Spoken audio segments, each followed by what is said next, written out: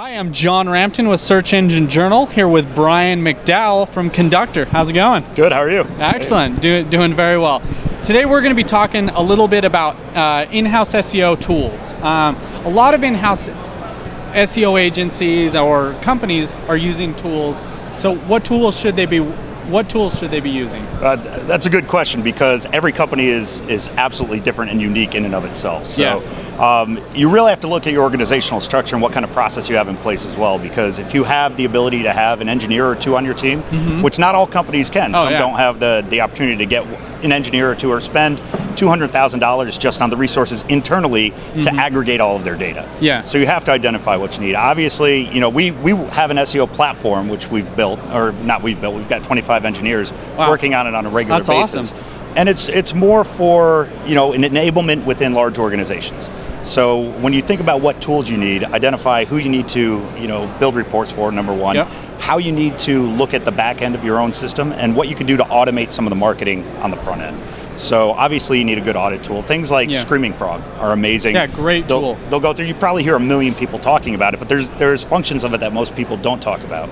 So if you've got a sitemap that you're having issues with in Google, it says that there's warnings. You can submit an XML sitemap, it'll crawl all of that and identify those issues. Awesome. If you're doing a site migration or a redesign, take your old URL structure that you're now redirected over with your 301 redirects and put that old URL structure as a list in Screaming Frog to make sure that development team put in the redirects properly. So outside of just that, you need to make sure you have a good reporting platform, because all the different parts of the organization need different reports on how they're managing SEO.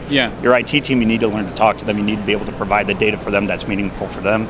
So now you're going to have to edit that out. Your executive level staff, they don't care about canonical link elements or the canonical link tags. They don't care about different content pieces. They care about the top keywords and overall performance. You need to be able to set your goals. You need to be able to have a project management tracking system.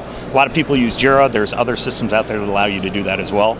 But you've got to have a process in place where the tools that you enable also can be aggregated into one central repository for reporting. So if you're pumping everything into Google Analytics, where you can actually pump in your own data and correlate data into Google Analytics, or you bring your analytics package into your platform, that's what you absolutely have to do. Now with Not Provided, we have to be more focused on the content. Definitely. So not as much as keyword rich anymore. So understanding how your content is ranking, what kind of content you need to build, and how the search engines are. So what kind of processes will you have to implement with your dev team when you're doing this? How do you do that? So you really have to go from the top down, especially from dev. You have to think about how search engines are really looking at your site. They're looking at the content, yes, but you have an autonomous process on the back end that's really doing the relevancy for you and measuring it from there.